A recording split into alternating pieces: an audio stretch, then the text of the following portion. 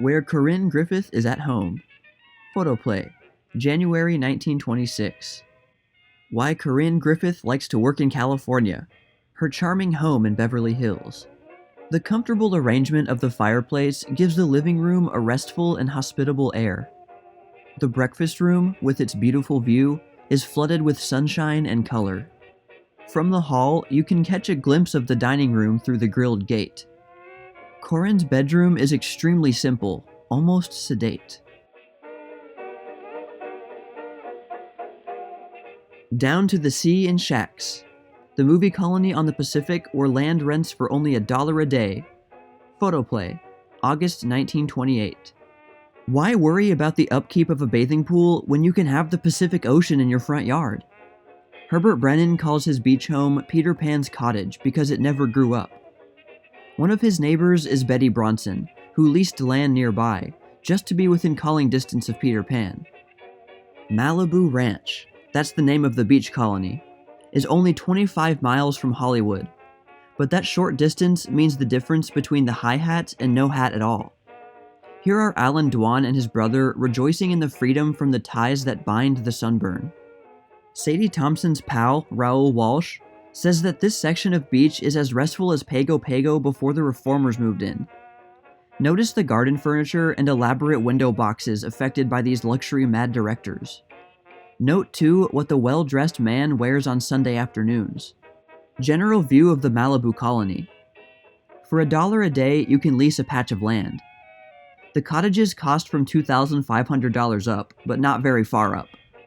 In the foreground is the mansion of Richard Dix. It is mostly chimney and fireplace. Here, Richard and his friends gather to pity the poor sailors. Just a humble little shack, but it's home sweet home to Luis Fazenda in the summer. The stones are piled in front of it to keep a skittish breeze from blowing the place away. The houses are merely perched on the sand and may be moved intact, if the owners feel so inclined. Dorothy McHale in a bathing suit is the real reason why seagulls never sleep. The biggest problem of these dwellers in the sand dunes is how to keep the seaweed from cluttering up the front yard.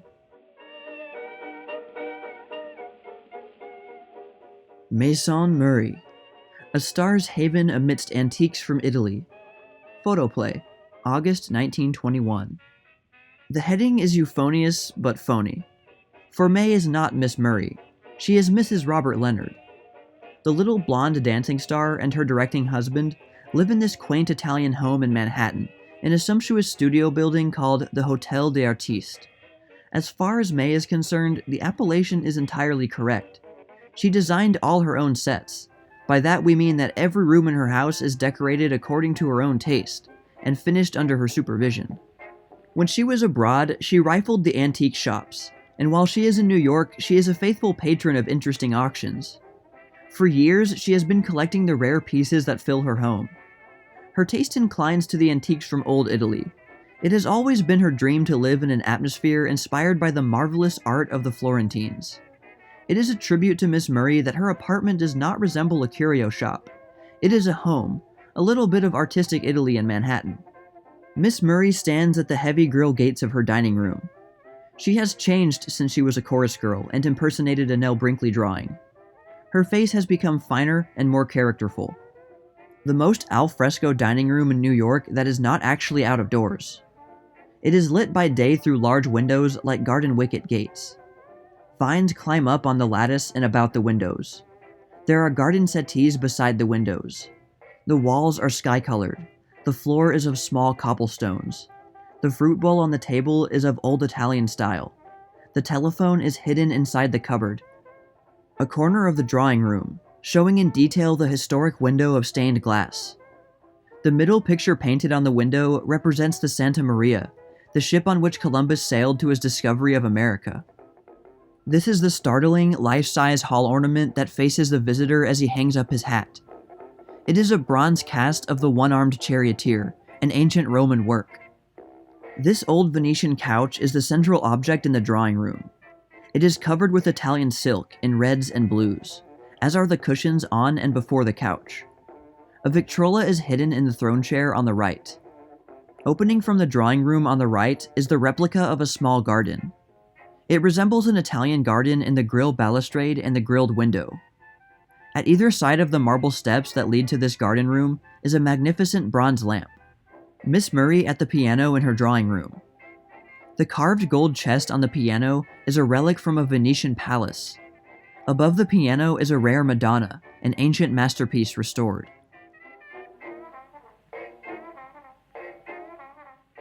On your left, the home of May Allison. Photoplay, July 1921.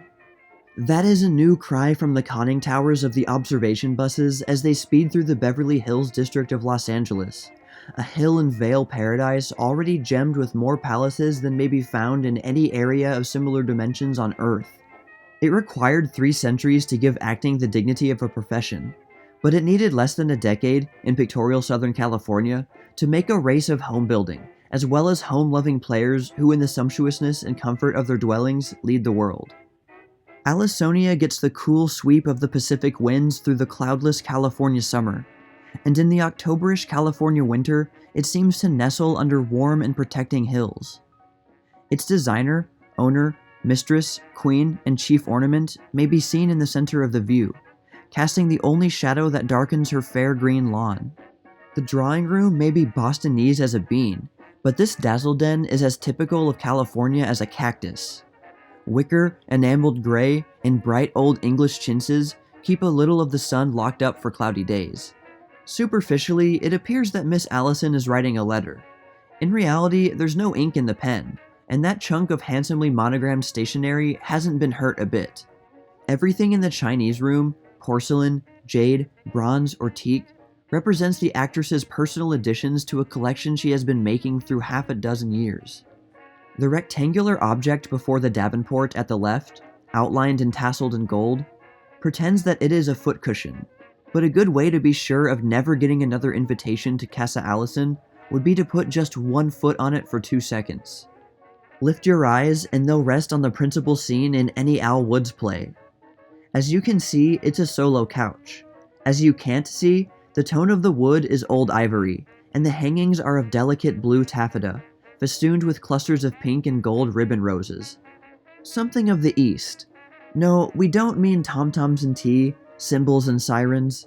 We mean Boston, Massachusetts, with a severe gray velvet carpet, heavily unfigured satin hangings, and satin-covered furniture classically setting off the brocaded walls.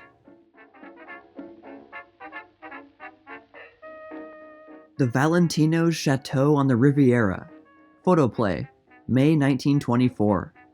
Mr. and Mrs. Rudolph Valentino in front of the Chateau Juan Lepines, which is on the French Riviera, half an hour's ride from Nice.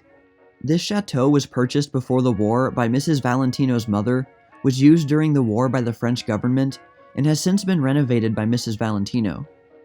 There are about 20 rooms with spacious grounds, servants' quarters, and formal gardens. At right, the bedroom of the famous star.